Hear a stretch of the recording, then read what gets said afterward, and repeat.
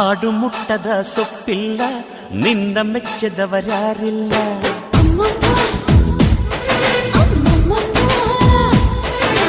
ಜೇನಿಗಿಂತ ಸಿಹಿ ಬೇರಿಲ್ಲ, ನಿನ್ನ ಮುದ್ದಿಗಿಂತ ಸಿಹಿ ಬೇಕಿಲ್ಲ.